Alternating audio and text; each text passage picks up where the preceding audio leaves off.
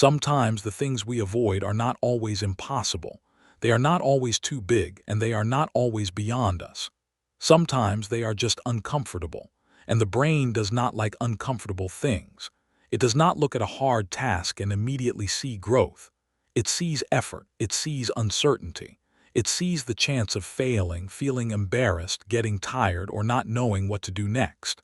So before you even begin, your brain starts looking for a softer place to go, a safer place, a familiar place, a place where nothing asks too much from you.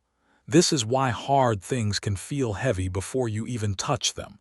Not because you are weak, not because you are broken, not because you are lazy, but because your brain is always trying to save energy and avoid pain.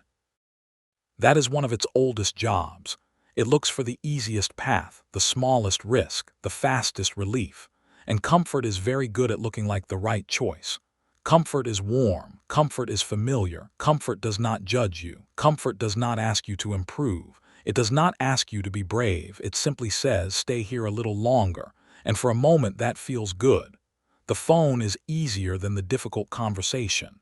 The video is easier than the empty page. The couch is easier than the walk. Planning is easier than starting. Thinking is easier than trying. And waiting is easier than discovering what will actually happen. The strange part is that the hard thing is often not as big as it feels.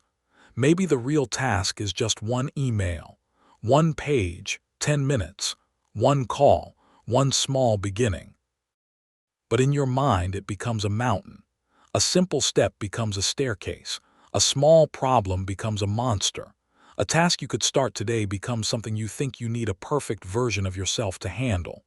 This is how the brain protects you. It makes the uncomfortable thing look bigger so you have a reason to stay away from it. It says, not now. You are tired.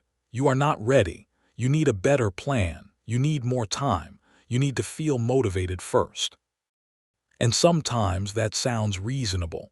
Sometimes rest is real. Sometimes timing matters. Sometimes you truly need a break. But there is a difference between resting and hiding. Rest gives you energy to return. Hiding makes the thing feel even harder when you come back, because avoidance has a quiet cost. First, avoiding feels like relief. You close the laptop, you put the task away, you tell yourself you will do it later, and for a short moment the pressure disappears. But the brain learns from that moment. It learns that avoiding the task made you feel safer. So next time when the same task appears, the brain remembers. It says, last time we ran away and we felt better, so let us run away again. This is how avoidance becomes a loop. The more you avoid something, the more dangerous it feels. And the more dangerous it feels, the more you want to avoid it. The task grows in your mind. The fear gets louder. The starting point feels further away. And eventually, the hardest part is no longer the task itself. The hardest part is beginning. But the good news is that the brain can learn in the other direction too. It does not only learn fear, it can also learn safety. It can learn that effort will not destroy you. It can learn that discomfort is not always danger. It can learn that starting small is survivable, but it only learns this through action, not through waiting, not through thinking forever, not through imagining a future where you finally feel ready. The brain changes when you give it evidence, and the smallest action can become evidence. You open the document, you put on the shoes, you send the message, you clean one corner, you read one paragraph, you work for 10 minutes, not because 10 minutes fixes everything, but because 10 minutes tells the brain something important. We started, and nothing terrible happened. That matters, because after the first step, the task is no longer a mystery. It becomes real, and real things are easier to handle than imagined things. A monster in the mind can be endless, but a real task has edges. It has a beginning, it has a next step, it has something you can touch, something you can move, something you can make smaller. This is why hard things often become easier after you begin, not before. You do not wait until the fear disappears. You take a small step and the fear loses some of its power. You do not wait until the mountain feels small. You touch the first stone and the mountain becomes a path. You do not wait until your brain feels brave. You teach it bravery by moving while it is still unsure. And that does not have to be dramatic. Growth is not always a huge transformation. Sometimes it is just choosing the slightly harder thing for 5 minutes. Sometimes it is staying with discomfort a little longer than usual. Sometimes it is doing the boring step that future you will quietly thank you for. The brain loves quick rewards, but your life is shaped by the rewards that take longer. Health takes longer. Skill takes longer. Trust takes longer. Confidence takes longer. A meaningful life takes longer. And that is why comfort can be so tempting.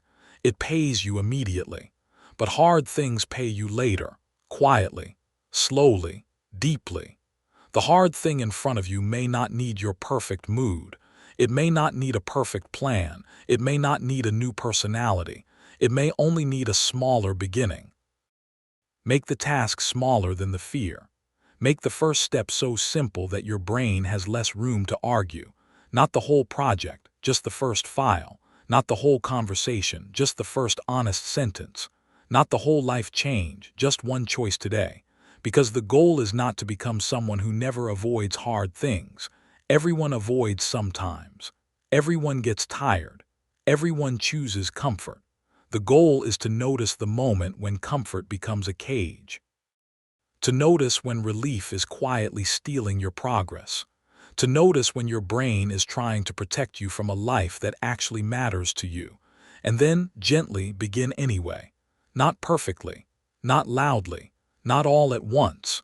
Just enough to show your brain that hard does not always mean impossible. Hard can mean new. Hard can mean important. Hard can mean you are standing at the edge of growth. And maybe the thing you keep avoiding is not there to defeat you. Maybe it is there to train you. One small step, one honest effort, one quiet beginning. That is how the brain learns. And that is how hard things slowly become part of who you are becoming. If this story helped you see things a little differently, consider liking the video and subscribing to The Quiet Why. And if someone you know might need this quiet reminder, feel free to share it with them. Thanks for watching, and I'll see you in the next quiet question.